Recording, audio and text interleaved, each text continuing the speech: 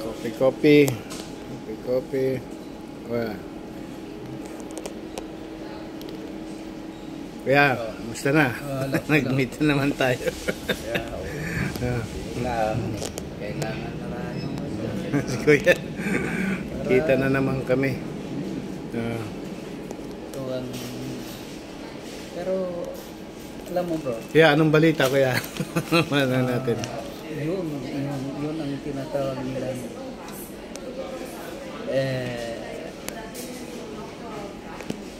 Pinaka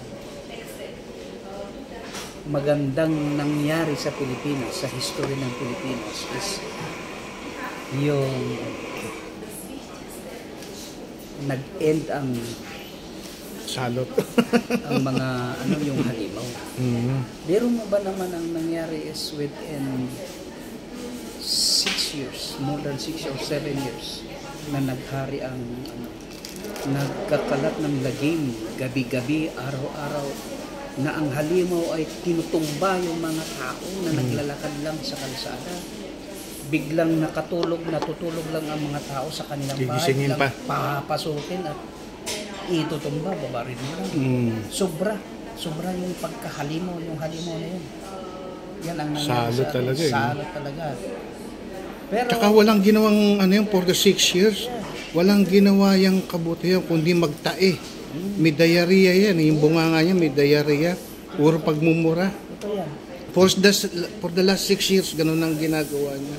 Kaya may diarrhea talaga si Digong na pagmumura. Lahat minumura niyan. Kaya ngayon, stop na yung diarrhea niya. No? March 11 is called the triumphant of the Filipino people. Dahil sa wakas, sa daming bodyguard, ang daming mga trolls, at least nahuli pa rin yung halimaw. May tanong doon ngayon, Kuya. Paano raw yun pinalalabas nila? Kidnapping daw yun. Iyon ngayon ang nangyari ngayon. Yung magaling kasi sila Actually, sa totoo lang, nag-aral lang mga yan sa China, yung mga trolls na yan. Talagang pina-seminar sila doon, mga ilang days, para matuto sila kung paano mag-twist ng kwento. At yung ginawa nila ngayon is battle of narratives. Yung tinatawag nilang appeal to illusion. Ibabaliktad nila ang sitwasyon ngayon at sasabihin na, kawawa si Tatay Digong, kawawa si Digong, matanda na. Tapos hinuli na illegal na Joe Pras. Kidnapping daw. Sabi ni Miguel Dea. Sino ba yun? Si Miguel Dea. Nag-appear sa ICC. Ngayon si Joe ang laging sinisisi. Si Joe, yung tatlong magkakapatid na si Joe. Sinisisi si Joe. Wala daw si Joe. Wala daw si Joe. Wala si Joe. Si Joe Prasis. Jurisdiction si Joe. Teka ba na Kuya? Ngayon, ang pinakamagandang tanong ko dyan, mula naging tao ko, ngayon lang ako nakarinig na ang criminal ay kinidnap. Normally, ang mga criminal nangingidnap. Ngayon ako nakarinig noon sa broadcast pa sa international community. Yan nga Isipin mo yan. Ang galing nila mag-twist ng sitwasyon. Yan ang gusto criminal, kikidnapin mo? At saka meron bang kidnapping na mangyari? Binasahan ka ng Miranda rights? Bukod pa doon, may kidnapping ba na may kasamang abogado? May abogado. Anong klase yun pati yung abogado? Kinidnap? Kaya nga sabi ko, sa ngayon, hindi na duty ng ng gobyerno natin. Ang duty lang ng gobyerno, i-turn over yan. Yung mga criminals sa Interpol, bahala na sila kung saan sila dali ng Interpol o sa ICC o sa basta wala ng dyan ng gobyerno natin. Yun nga ang problema. Dahil ito si Joe ang laging sinisisi. Si Joe. Ay magkakapatid sila. Joe na yan Tapos sabihin jurisdiction wala. Si Joe Prasis wala. Ito, sumulpot ngayon. Si Judith. Ayun, hinuli na. Puro si Joe Hinuli na. Ngayon, nandun na sila, meron nagrarally sa Swiss, Netherlands. Ipauwi niyo si Tatay Digong, ipauwi si Tatay Digong. Itchy, kung ako. After 130 years, pauwiin siya doon. Ang gusto niyong maghasik na naman ng lagyam ang isang halimaw. Oo, hindi na pababayaan. Imbis Hindi, na- tsaka ano, ang international community ang nag-condemn talaga sa kanya. Hindi lang mga Pilipino, international yan. Ang ano lang kasi dyan is ito, malakas na silang gumawa ng kwento. Yung nagpapaawa yung Paawa appeal to affection na emotion yun. Oo. na sinasabi dyan. Sa mga buwok, pwede yun, pero sa mga kamukha natin. Biro mo, ang tanda-tanda na, 80 years old na, uhuliin pa, tapos may sakit pa, tapos hindi binibigyan ng maayos na pagkain. Ginagawa nilang yung para sabihin na kinakawawa siya para maawa yung mga tao. Kasi nag-uudok sila ng people Oo, power. ganun talaga. Pero sino? Wala na, Sa basaan matinong na eh. tao. Basaan ng papel nila. Sa matitinong tao, ang dami nang nagising at ginagamit yung pag-iisip. Wala na yun, Tama. laos na yun eh. Ang Noon pa yun. naniniwala lang dyan, yung kahit napagtarin mo yung kamay, ang mga yan, digong pa rin yan, ang mga yan. Kaya- Yan ang sinasabi, fanaticism. Yung, Kasi meron pang natatanggap yan, kuya. Pero once na wala na natatanggap yan, may pera pang pinapaikot eh. totoo. Meron pang kasi hanggat may pera pang pinapaikot, nagha-harvest pa Saan yan. ba nagpunta yun? Magiging panatiko pa yan. Pero pag wala na yan, titiwala niya, wala ng pera eh. Kasi ginawang hanap buhay eh.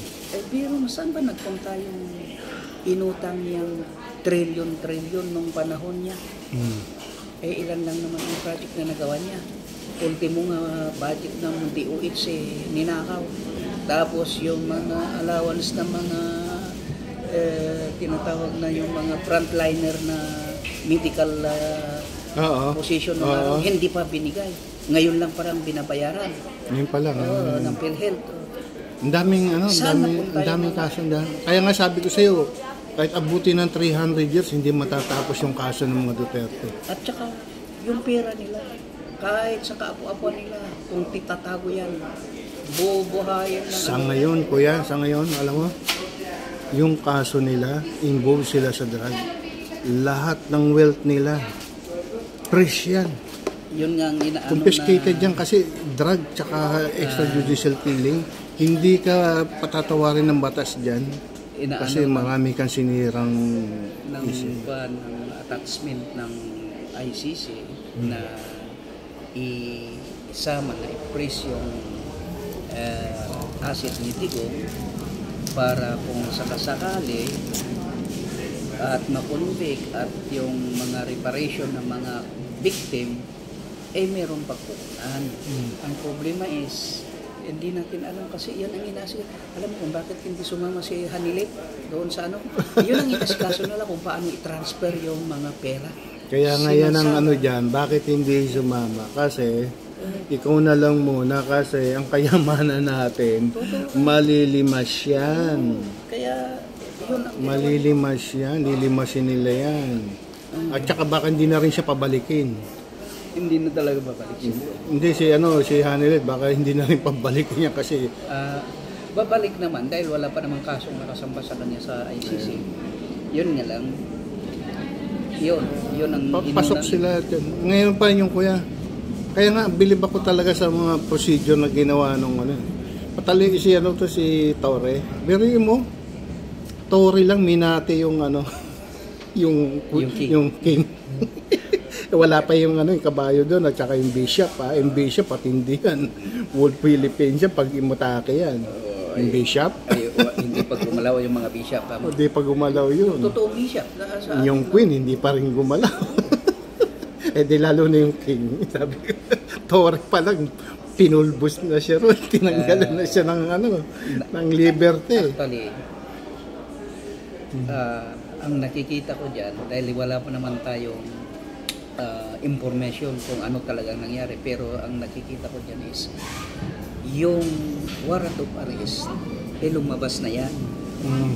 Hindi lang nila sinasabi, Siyempre. hindi lang nagawa. Siyempre, Kaya- ano yan, confidential yan. Kaya nung kwan, parang pinahapyawan lang na nilabas na may pinagsabihan na may warrant of arrest. Pero hindi i-confirm ng Malacanang at saka mga DOJ at saka hindi nila kino-confirm yun na sinasabing wala pa, pero may nagpakalat ng issue na may warrant of arrest. Ito ngayon, para makasip sila pumunta ng Hong Kong. Nung pumunta ng Hong Kong, ang balak nila is mag-apply ng asylum. Kasi alam nila positive na may warrant of arrest. Pero nung araw na yun, lumabas ang mga balita na piki yung news, piki yung yung information. Kaya na hindi totoo. Kaya yun si Panelon dapat si Panukoy. Strategy nila yun. Kasi nakikita nila kung i-implement nila ang warrant of arrest sa Davao, Baluarte ni Duterte, ang daming sympathizer niya doon. Ang daming iikot doon para harangan yung mga pulis. O kaya meron siyang mga talagang private army niya. Kasi sana pupunta yung 358 na nilabas niyang baril bago siya bumaba ng pagka-presidente. Ayun, yung 358 niya, ay, pero mo kung tig-iisang baril yun. Kalat yan, no? Nakakalat din. Mahigit isang batalyon yun. Ang batalyon is 180. Dalang batalyon na yun. Ay kung sa Davao, ang hirap nilang yun, baka may madamay pa ng mga sibilyan, kaya magkaroon ng pisikalan. Ngayon, yun, pinag-aralan nila pag palabasin natin na may warrant of arrest, maaring i-squirta. Pupunta ng Hong Kong o kaya Kwan ng China para mag-arrest ng ganun yung ginawa. Nung Kwan na yun, binawi lahat ng agency, sinagwala, hindi totoo yan. Ang kasalanan niyan, si Pano, kasi sabi niya, walang warrant of arrest. Fake news yun. Tapos sabi ng anak, bumalik ka na ng Pilipinas. Kaya yung dalawang yun, yun ang nangyari doon. Kasi pagkagaling sa biyahe, limited yung doon. Pwede nilang i-cordon yun. Kaya yun ang nangyari. Paglabas niya sa Chong, sinalubong na siya. At saka rin siya, dininay din siya rin sa Hong Kong. Yun nga. Dininay rin siya rin. Pero kiniklaim nila, hindi daw nila nag-apply at gusto daw talagang umuwi. Alam niyang may warrant of arrest pero gusto umuwi para harapin daw dahil pinapalabas niya, matapang si Tatay Digong, matapang, hindi aatras yan. Ganon ang pinapalabas nila doon. Pero mayroon na kwento na nag-a-apply siya ng asylum pero hindi pinaproba ni Xi Jinping. Paano siya approba nun? Pinapatay niya mga Chinese. Mga drug lord. Dapat din niya, dapat at saka ang China is member ng Interpol. Hindi sila member ng ICC pero member sila ng Interpol. Kaya mababati ko sila na kung kukupkupin nila doon dapat silang manghuli. Yun ang nila doon. Saka hindi tatanggapin ni Xi Jinping, alam salot Yun ang nangyari doon.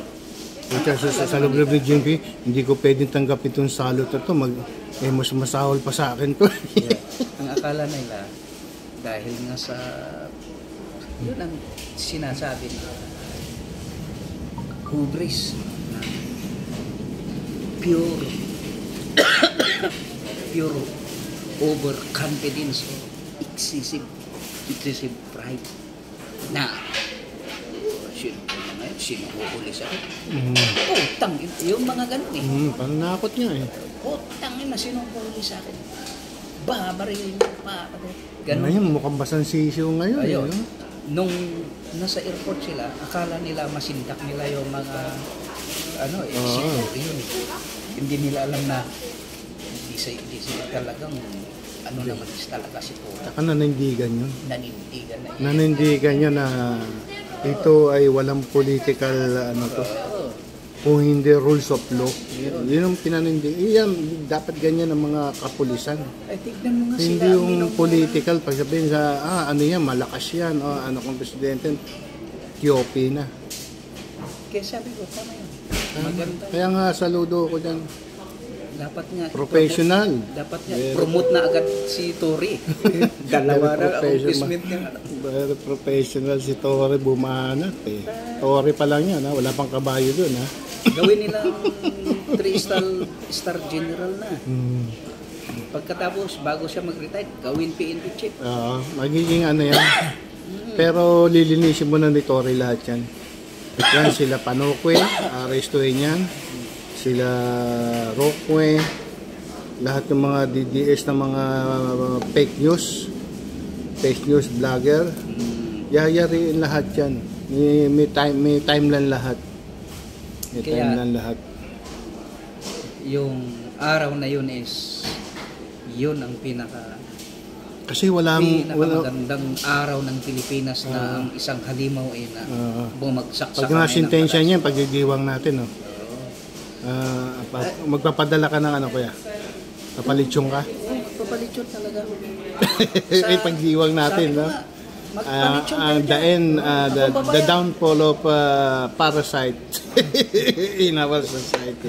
Yung bang halimaw sa ano? Monster, oo. The capture of the monster, the downfall of the monster. The downfall of the monster. At least, meron naman parang bangungot ang buhay ng Pilipino nung 2016 to 17. That year alone is pinagmalaki pa ng Malacanang. 20,000 ang accomplishment nila. Noon, 20,000 people lang pinatay, namatay. Sinabi nila yun, accomplishment din daw nila yun, ha? Tapos nung nagkaroon ng binawi na nila na ginawang 6,000 na lang dahil nag-EMST na gana ang human rights na. Yun. Kaya nga yung sa Quadcom noon, yung binasa yung resolution, sino ba yun? Si ako. Nabasa ko, pinakinggan ko yun. Tapos sabi ko, ano na to, tapos na ang dynasty ng politically, legally. Kasi gagawin ng ano yun eh, gagawin ng evidence sa ICC, lahat ng investigation nila. Si Congressman ako ang nagpasa doon sa findings nila sa investigation nila kay leads to the 30. Kukunin ng ICC yun. Nasa bit. Valid lahat yun. Nasa bit. Yari na sila doon. Kaya yung mga bulag na ano pa rin. Kasi may natatanggap yan. Pag wala na matanggap yan, tiklop na lahat yan. Wala, may nagpipinanso pa eh. Dito, hindi naman nabibigyan yung mga tao dito. Hindi. Pilipino. May pera lahat ng tao dito. Pero tingnan mo may bigyan ng gobyerno eh, no? Meron pang pumunta rito sa Vienna na pumunta sa Netherlands na sumali doon sa Maisog Rally. Mismo yung kapitbahay nila Marx na Bisaya. Pumunta sila sa Netherlands. Para daw manawagan sila na pauwi yun yung tatay nilang monster. Ang salo. Tapos sinusuporta nila yung ano ba tawag dito? Yung salot. Di ba sa Germany nangyari yan yung time ni Hitler? Pag nagkaroon, sinuportahan mo, gumawa silang batas no, policy. Kapag sinuportahan mo ang yung tinatawag na ano ba yung kay Hitler? Yung mass murder, yung genocide. Hindi, mayroon pa tinatawag yan na ano. Sige, gano'n na nga. Nazi. Pwede kang arestuhin. Pwede kang ikulong dahil binibigyan mo pa ng momento nung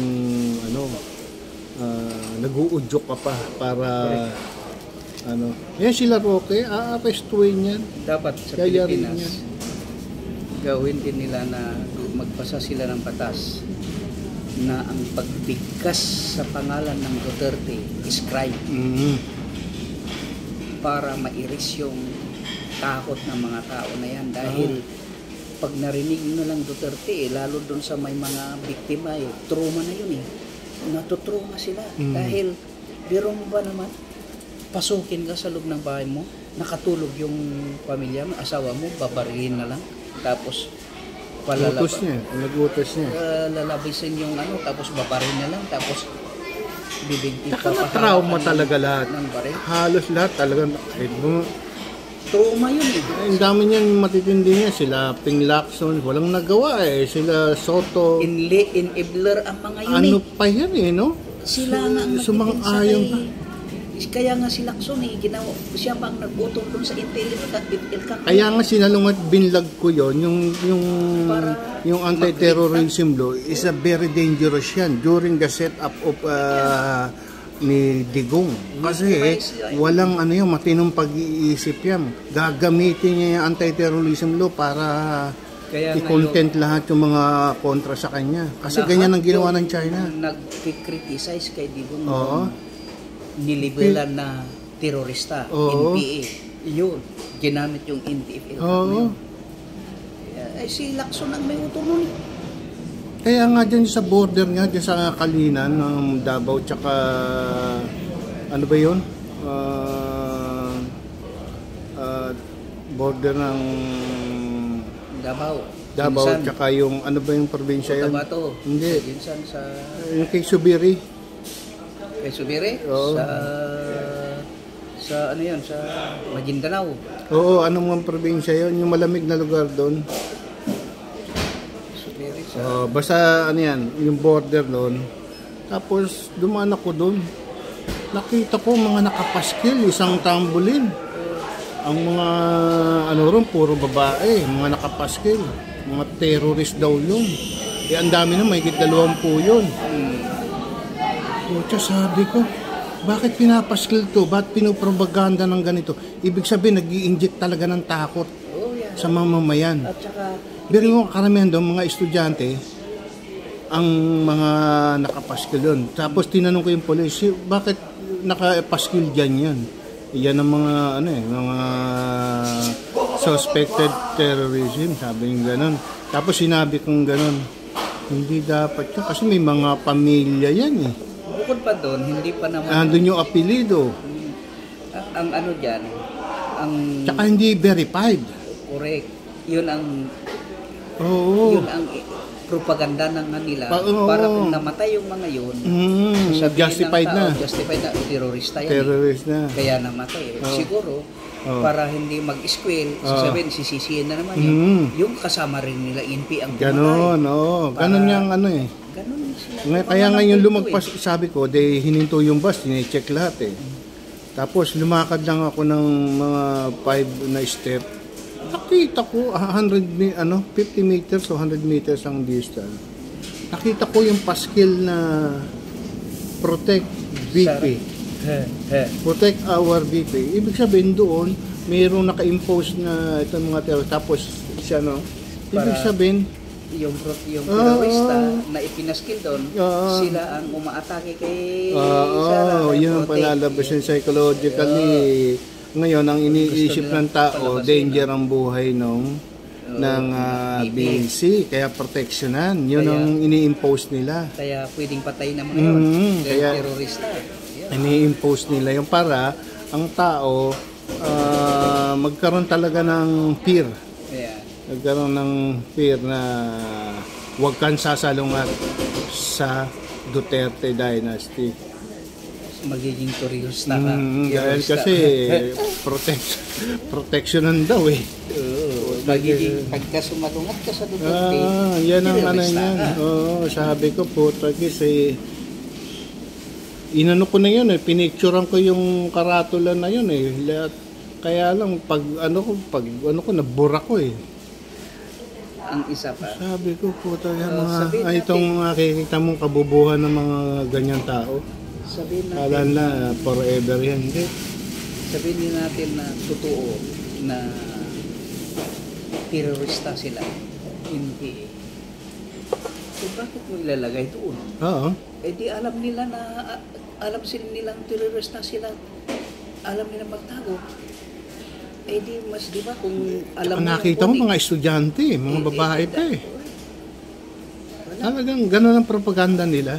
Yung mga Para kumukontra na mind control nagsasalita. eh. yung nagpapahayag ng opinyon na nangyayari sa gobyerno, lalo't pag estudyante, sabihin nilang recruit ng NPA. Hindi mo nakapaskil doon yung trampoline. Ang laki eh. Mahigit 20 nakalagay doon ng mga picture ng babae. Ba, lalaki. Basta mga estudyante. After 100 meters, nakapaskil naman yung Protect BP. Protect our... Protect sa kanila. Sabi, kayo ang kayo mismo ang terrorist. Inaano mo lang yan eh. Ganyan ang style nila eh. No? Nag-ano sila ng senaryo, gumagawa ng senaryo. Kaya yan ang master ni Duterte. Yung gumawa ng protects para ma-justify yung pangbababo niya, pambubudol pag nanakaw. Gawa ng nagpe-critics talaga siya. Gagawin para excuse siya ron na kunyari nagmamalasakit. Kasi yun ang lumabas lahat siya sa Wadcom eh. Tsaka kay Trillanes. Siya nagsabi na ang laki daw ang natutunan niya nang nag-fiscal siya. Na ang first nang ginawa na sila mag-plant sila ng intrigue. Intriga muna. After mag-plant ng intrigue, puhuliin yung tao. Pag hinuli yung tao, labasin. Pag pinalabas yung tao, puhuliin ulit, paplantahan. At pag pinlantahan at nakalabas yung tao, pag namatay, nandun na yung intrigue, sasabihin na yung NPA yan. Justified na. Kaya tahimik ng mga tao. Yan ang master niya. Yan ang master ng salot. Siya mismo ang nagsabi niya. Yan ang master ng salot. Kaya, ang ano natin, yung kalagayan ng sitwasyon natin, talagang na-liberate na tayo sa ganyan kasi ang presidente natin ngayon matino. At least hindi kahit niya, sabihin natin may siya, may weakness siya, may pero at least na hindi mamamatay tao. Hindi mamamatay tao. Kahit man magmura, hindi pa siya Hindi nagmumura. Tsaka wala siyang sinaharm na tao na pa nga siya. Kaya lang umabuso sila eh. Kung may departamento na may wala na. Binaboy nila yung pamilya ng Marcos tsaka Romualdez. Hindi nila alam, babalik sa kanila yung ginawa nila. Pero ganito kasi yan. Ito ang analysis ko dyan. Bakit nagka-ganon si Duterte na talagang binanat-banatan si Marcos? Bago pa mag-umpisa ang eleksyon ng 2022, nakita nila na walang pag-asa si Sara kung lalabanan si Marcos na wala talagang chance. Ngayon, pag halimbawa hindi magpabigay si Sara at lalaban kay Marcos at lalaban kay Lini, kulilat si Sara.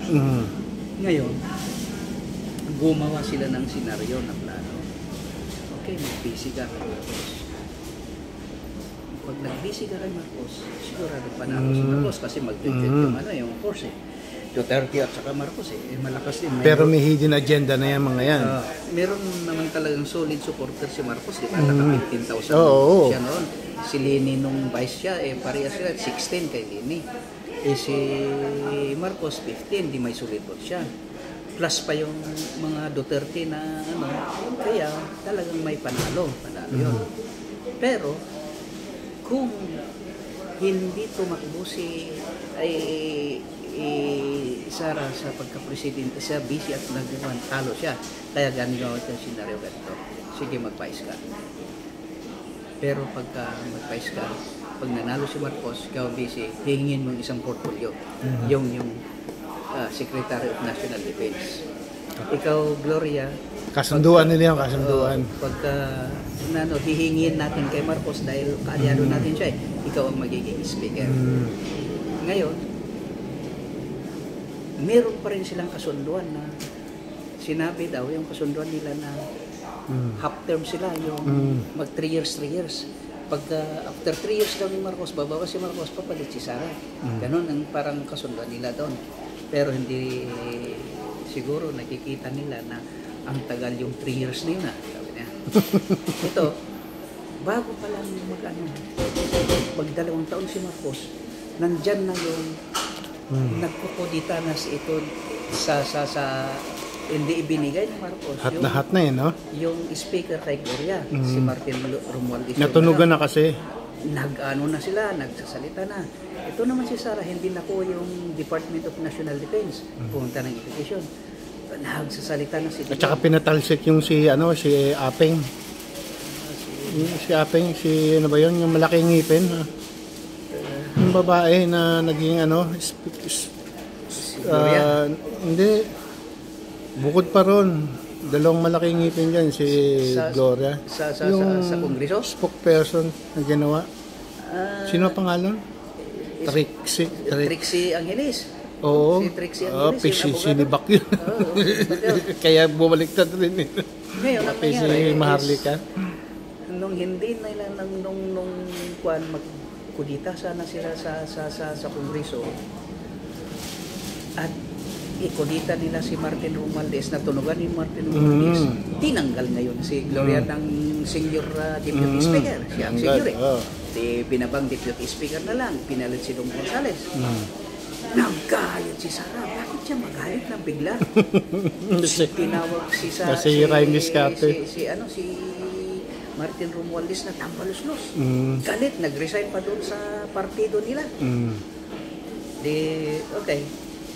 Ngayon, nung nakita nila ng kawan na yun, ito na, wala, hindi umubra yung impeachment na binabalak nila. Naglabas ngayon ng BNP sa nila, wala na silang magawa, kundi kasi hindi nila din hawak ang military dahil hindi siya National Defense Secretary. Ito na, nagkaroon na sila ng meeting, ng rally. Lumabas na ngayon yung ito si Marcos, weak leader ito, weak leader. Anong pabagsakin na yung reputasyon? Binabasa na nila, binabasa na. Nagko ng intrig. Saka ito, banga, kayo mga militar. Kaya lang may shield si Marcos Kayo mga military. Hindi nababasa Papayag ba kayo na meron kayong presidente na banga? Yun. Kung hindi namin magawa, kayo nang gagawa. Sabi yung talagang nag-uudyok na nag-uudyok na. Ngayon, ito na lumabas na yung mga manifesto ng mga retired generals na withdraw the support to President Marcos ng mga military. Yun, pinapaikot yan, pinapipirma daw. Ay natunugan din. Hindi rin umubra. Hindi umubra ng ang mga nila. Yung mga plano na nila. Ngayon, ang nangyari, walang hindi umubra yun. Sinubukan naman nilang udyukan ng mga tao para magalit yung mga tao. Lahat na ng strategy gagawin nila para pabagsakin talaga. Yung bangat. Kaya lang may shield Yun. Naggawa na naman sila ng video na pulburon video daw. Na pangalan nito, si Marcos ay nagbabangat. Ito, nagpupulburon video. Pina-examine yung video. Puro fake news lahat Hindi pa rin umubra. Nag-audio na sila na mayroon tayong testigo na magpapatunay na nagsasyapo, nagkukukin si Marcos. Fake na naman. Pinalabas si Morales doon sa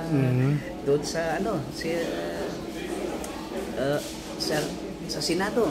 Inimbestigaan ni Bato.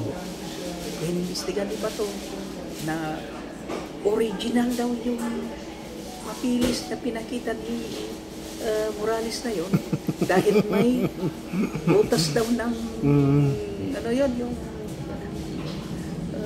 butas ng anay. Hindi yung pagtiklip ng yung puncher. May puncher daw. Doon gusto talagang balak na pabagsakin si Marcos na ginawa nila ng hindi umubra.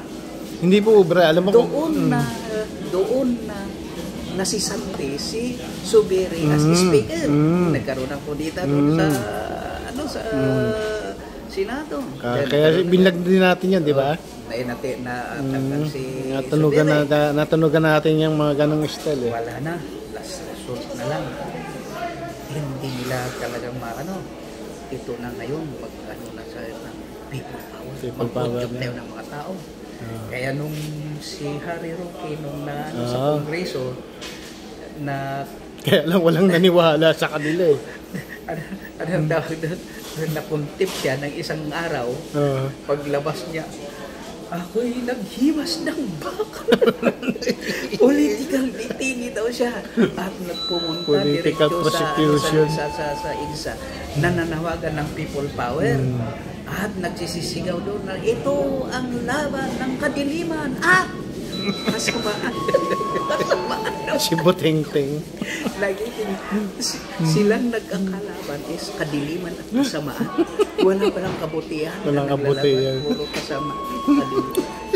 Ala, hanggang ngayon, yun ang hindi nila nakikita na hindi nagsasalita si Marcos. Pero ito yung sinasabi nila. The elephant in the room was awakened. Biglang pumasok itong ICC. Huli. Wala na. The end. At saka, believe ka dyan, yung mga bayarin ng vlogger, marami silang bayarin, pero ang tumitira naman sa kanila, kay Digong, yung mga original na hindi mga bayaran. Ang mukha natin na pinagtatanggol ang ating Pangulo dahil alam natin ang presidente natin tumatayo sa standard ng batas. At saka wala siyang piniperwisyo. At saka makita mo pinipilit na iayos dahil inaayos niya tayo. Dahil nga kaya doon ay yun ang advantage si Marcos eh. Dahil kasi puro mga galing sa puso natin yan, sa isipan natin, sa kamalayan natin na yung ating presidente ay proteksyonan dahil kasi ang mga salot na yan walang gagawin matinuyan kundi puro fake news. Pabagsakin. Kaya yung makita na gusto nila talagang baguhin yung imahe. Dahil nga sa sinasabi yung si Marcos, yung matandang Marcos, ang dami pinapatay. Hindi gagawin ni Marcos. Dahil kaya kahit yung ama, hindi pa gagawin din gusto yun. Gusto nilang baguhin talaga na maiayos. Ayos talaga. Yun ang nila. Kaya sinisikap niyang hindi maging bastos, hindi... Kung tutuusin, hindi naman talaga, ayaw na nga pumasok ni Bongbong dyan sa politika. Kaya lang, nakita niya, kailangan talaga. Kasi nga, nag-aggravate talaga ang mga politiko na salot eh. Kaya tumakbo yan eh. Kaya ang nangyari is, at least, sabihin natin may kahinaan nga si Marcos. Meron din corrupt sa gobyerno niya. Katulad yung mga AX, akap-akap yan. Corruption yan eh. Sa totoo lang eh. Gagamitin lang na kunyari, ayaw na dyan, ayaw na pambili ng boto. At saka bukod pero dyan. At least nakakarating sa mga mahirap yung pera. Ang problema is, mas malaking hindi makakarating. Insta lang kung ilang tao dyan, kung ilang bilyon ang pondo dyan. Kailangan i-regulate yun. Ilang bilyon ang pondo dyan. Pero kay Digong, hindi na nakarating, pinapatay pa. Yun mga pinaka-worst.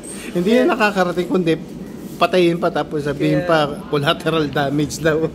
Kaya meron din dyan, hindi solusyon ang ng ayuda dahil ang ayuda lalo mong inaano yung mga tao sa encourage sa corruption. At saka, hindi dapat ang pwedeng ayuda ngayon, pero dapat direct na sa account nila, GCash. Hindi rin. Diba? Ang ayuda na yan.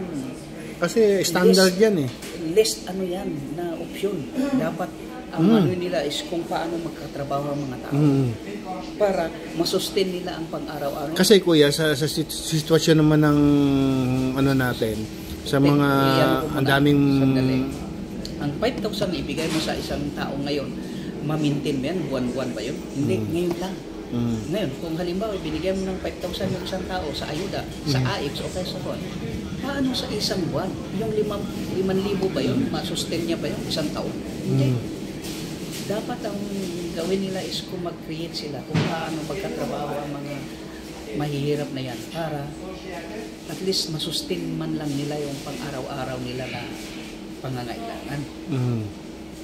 Ganun yun. At saka, yung sinasabi lang kapos ang kita, bakit hindi nila itaas ang minimum wage?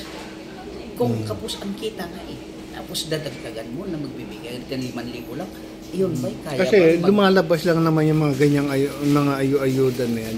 Pagka magdating ang eleksyon, pero pagka ano naman, wala naman yun yan. lang sinasabi ko na nagagamit sa korupsyon, yung mga ganyan-ganyan ayuda na yan. Yung AIX na ayuda sa kapos ng kita, yung akap pala, yung buwan, tapos Pero sa isang banda, kuya, kasi nga dahil sa tindi ng may mga pamilya talagang mahihirap. hindi natin pinagkakailangan. Pero hindi yun ang solusyon. Hindi naman talaga yan, solusyon. Pero yung immediate ba? Kasi kamukha na dito sa atin, may Northern Hill tayo dito. Immediate help. Pag wala ka talaga matakbo, pupunta ka doon. Oo nga, pero may social help pa tayo rito. Tsaka yung Arbeitslosen. Dito, talagang meron yan. Kanya lang, yun ang kikita mo sa talagang sa sitwasyon na wala naman talaga. Pero sa atin, ang problema is wala talagang trabaho. Kahit bigyan mo ngayon ng isang pamilya ng 5,000 ngayon, masustain niya ba sa isang taon yun? After 3 days, gutom na pa rin ang mga yun. Naubos na yung 5,000 na yun. Kung magkaano sila, after 1 week, o sabihin mo, 1 month, wala pa rin Kaya matututo sila. Hindi pa rin, aasa tuloy sila sa ayuda. Hindi, matuto sila magtipid. Ngayon, ang mangyari Kasi, pagkakasyahin nila yun. Dapat na gawin yan para hindi sila aasa dyan, imbis na yung bilyon na yun, dapat mag-isip sila kung paano sila makapag-create ng trabaho para kahit man lang sabihin mo minimum may bibigay sa kanila. Meron, bawat pamilya may minimum, at least may mag-maintain sa pamilya. Hindi yung ayuda. Pero sabi nga ni Lok Espiritu hindi ka pwede, kahit na hindi kailangan wala kang trabaho para may consider ka na poverty line. Kasi sa minimum pa lang, kung sa 4-5 tao na pamilya, minimum na 500, i-divide mo yan sa maghapon, below the poverty line na yun. Kaya hindi na kailangan, wala kang trabaho para masabihin. Pero kung ako tatanungin mo, kuya, kung ako tatanungin mo sa ganyan. Kaya sabi niya, dapat yung minimum wage para maka-afford dun sa level ng para makapatawid ng buhay ng isang pamilya is dagdagan mo ang minimum wage. Hindi yung bibitin mo yung minimum wage tapos magbibigay ka ng ayuda doon sa kapos ng kita. Doon na pupunta yung ayuda sa kapos ng kita Lahat ng minimum wage kapos ang kita nun Hindi naman nila mabibigyan. Kaya nga ang ko diyan, ang pananaw ko diyan, mag-create ng cooperative. Yung local cooperative, lahat yan ay may-ari. Kunyari, halimbawa may lupa dyan na pwedeng, kaya tourist destination. Ang local government, magtatayo ng cooperative, lahat ng kikitain dyan ay para sa mga mamamayan. Dapat mag-isip na sila na kung paano. May mga kanya-kanyang contribution. Kunyari, ako, wala akong kapasidad na magtrabaho dyan sa tourism na yan o cooperative na, pero meron akong i-invest na lupa. O yan, gamitin niya yung lupa. Pero may share din ako dyan. Ngayon, yung mga wala naman lupa, ang share nila, yung magtrabaho, mag-organize. Correct. Diba? Kaya nga dapat, ang dyan is yung gobyerno. Meron din sila na yung NIDA na yan. Para lahat na may damdamin sila na pagmamalasakit dahil sila may-ari mismo ng yan. Local government ang dapat nagmamay-ari. Sabi ko nga, ngayon, yung mga foreign investor, di mag-invest kayo. Pero ang local government magpapatakbo at tapos ikukonek yung local cooperative to regional cooperative. Malaki na yan, lumaki na. Tapos sa regional, gawin ng national. O ibig sabihin, lahat ng mamamayan may-ari. Ibigay mo ilan ang hina-harvest ng mga petrolyo, ng mga gas. Ang problema is nasa na yung government-owned corporation. Walang ang local government puro pork pa rin. ang ano, hindi nakakatikim kasi kapitalista ang humahawak. Eh, sino yung kapitalista? Eh, di mga authority ng nasa gobyerno nakikipag-sabwata sa mga komunistang incheck. Ay, mga incheck ang kumukurol ng economy natin. Alam mo, to bro, ang inaano ko, kung ako ang magsasuggest dyan, lahat ng pinrivatize nila na government-owned corporation, katulad ng Meralco, yung mga Napuko, Oo, lahat yan. lahat yung nawasa na yan, dapat Pati bangko, mga bangko. dapat lahat yung government-owned corporation na ibalik sa gobyerno. Government, through cooperative. Kasi, national cooperative. Ang business, Government. ang business is nagiging ano na yan. Halimbawa dahil yung mga yan is na-privatize, ano? Siyempre, ang mga corporation na yan na kumuha sa government corporation na yan is magda-downsize yan eh. Yung tao nila sa halimbawa 2,000 ang nagtatrabaho, gagawin nila 1,000 lang yan para ma-minimize yung ano. Kasi profit ano na sila, oriented na sila eh. Oo, gano'n naman talaga sila. Ngayon, ang mangyari, dapat kunin nila kahit yung develop pag-implement ng ano, pag-implement ng project, hindi na kontraktor. Kasi yung kontraktor, i-minimize nila kung paano kikita sila, tipirin. sila, magtitipid. Yan ang mga psychology niyan. Ay kung i-government, bigyan mo ng maraming workforce ang workforce. gobyerno. Tsaka lahat magkakaroon ng trabaho. Yung kalsada dito sa isang barangay nito, ang budget nito is 10 million. Gawin ninyo, kumuha ka lahat ng tao, yung engineer ng tiga WH, foreman niya doon, punta doon, tapos mag-recruit ng mga tao lahat doon na magtrabaho doon. Na bigyan lang. Kahit na 1,000, 20,000 ang gagawin ng trabaho doon, magkatrabaho. Pero kung ibigay mo sa kontraktor yun, wala na. itipirin yan. Titipirin yan. Kita mo yung tulay na pinagawa ni Digong? Bumagsak. Kaya tinipid lahat yan dapat gawin nilang wala nang privatize. Degradation talaga eh. Tignan mo yung mga kalsada natin. Yung mga tollgate yung mga ano yan. Pucha, private na yan. Puro na private na yan. Sino kumikita? Sila lang. Imbis na yung gobyerno. Gobyerno. Wala. Kahit nadagdag. At saka wala din sa mga housing na lang. Pucha, pahawak mo sa mga private, mga ano yan. Eh di siyempre, pagkakapira lang samantalang kung gobyerno magpapatayo niyan at sila ibibigay nila sa mamayan ng mura o paupa ng mura, pero ang income ay gobyerno pa rin. Hindi sa mga private dito, puro government dito. Hindi ka pwede. Hindi na yan. Kumikita yung gobyerno. Ang daming building dito, puro government yan. Kasi ang gobyerno matinik dito. Talagang pang long term. Meron lang marinig na korupsyon na ano dito, nagre-resign na yung mga dito. Dahil hindi sila dahil onion skin sila. Hindi sila sa atin kasi. Ang inaano kasi rito kuya, yung pagka-prominente mo. Yan ang yung honored, yung mataas ang ano nila dito pag may honored sila. Kaya, sa atin hindi eh. Kaya nga baboy na boboto pa rin. Yan nga sinasabi ko na sa atin, sinasabi nila, pag nasa gobyerno ka, huwag kang mag-onion skin, sabi nila. Huwag kang magbalat sibuyas. Pero dito, ang mga nagtatrabaho sa gobyerno, balat sibuyas. Makapitan ka lang ng konting chismis na ikaw ay nangungurap, nagre-resign na kasi onion skin sila. Ay sa atin sa Pilipinas, huwag daw mag-onion skin ang mga nagtatrabaho sa gobyerno. Kapal ng mukha, no? Magbalat Pilipante. Hindi lang kalabaw. Kamukha na si Saring, si Matonera. Gumagamit pa ng apog yun sa kapal. Kung magsalita, sabi ko. Pati dapat yung nagtatrabaho sa gobyerno. Balat Pilipante. Hindi tinatablan. Para kung meron chismis na ikaw ay nangungurap ka, mag-resign ka na.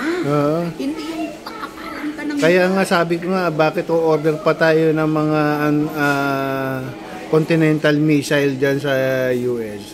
Samantalang, meron tayong panangga sa mga missile ng China. I-deploy yung mga mukha ng mga politikong makakapal na yan. Di tinatabla niya kahit missile. Sa kapal. Hindi tinatablan. Grabe nga Basta to. i-deploy lang sa coastal yan. Nangyayari sa atin sa Pilipinas. Nakaka-high blood, walang gana. Eh, Pero, yun ang ano eh. Kung hindi naman tayo magsalita at makialam, pero, inutil tayo. at saka bukod doon, yung mga apo, anak natin, Ba't tayo sisisihin yan? ano bang ginawa ng mga Oo, lolo namin nung araw, hindi nanahimik. man lang sila Lalo na, kaya nga biniblim ko yung mga senador tsaka congressman nung panahon ni Duterte. Sabi ko, kayo ang sisisihin ng mga ano nyo dahil hindi kayo nanandigan. Alam nyo, pinapatay na ng mga salot ang mga mamayan natin. Hindi kayo tumayo, sumang-ayon pa kayo. Iilan lang ang mga tumayo, yung mga journalist na Si De Lima matatapang. lang, Si De Lima, Trillanes, si Percy Lapid, Carbonell, sino pa yung pinapatay? Sa Davao? Si Doon pala. Yan ang Anong araw pa yun? Oo, Araw pa yun. kasi tinanggap nila yan talagang diyan na sila mamamatay. Pero itong mga balimbing kung saan ang ng hangin doon sila. Ay, si Bordon, imbis na nandyan na si Mokabato na Pinaano pa eh. gusto pa niyang ipakuntim at ipapatay na nila eh. Pati ito si Cuetano, yung salot na yan, na trader yan eh. Ambasador daw ni Jesus Christ. Sir, atok na ulo nun. Masasamay sa aarestuhin. Ang sarap pasagin ang ulo. Oo, aarestuhin yung gagawin niya kasi maraming minisguide na tao yan. Pero mo, pag paniwalaan niya yung mga taong ganyan, yung nakikita mo ng kamalian at baklang kalbo yun. ang sarap talaga. Sana mapagod sila para matauhan sila. At saka yung mga vloggers na mga sumusuporta dyan, yung sino ba yung mukhang kiki ang mukha? Yung mukhang kiki ang mukha nun eh, yung Saso, ano ba yun? Sasot?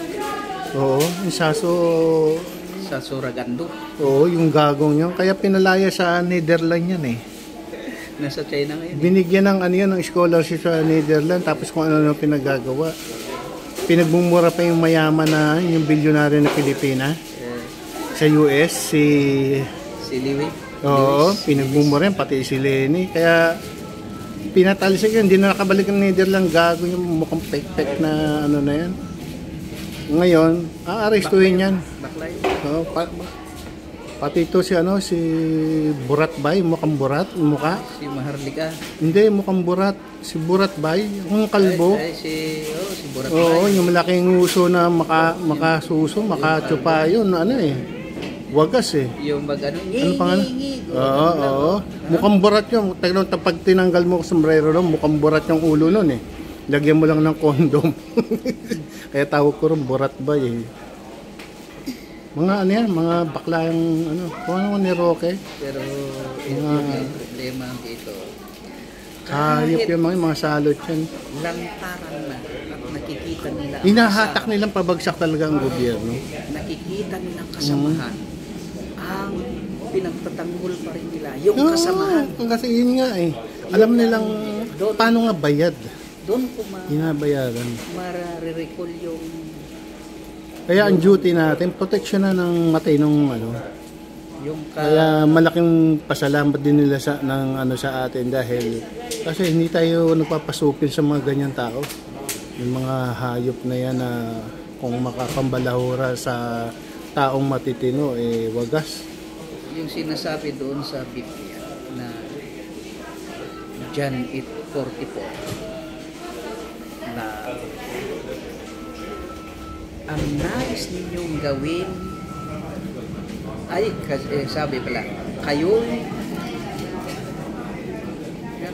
sabi doon na tungkol doon sa na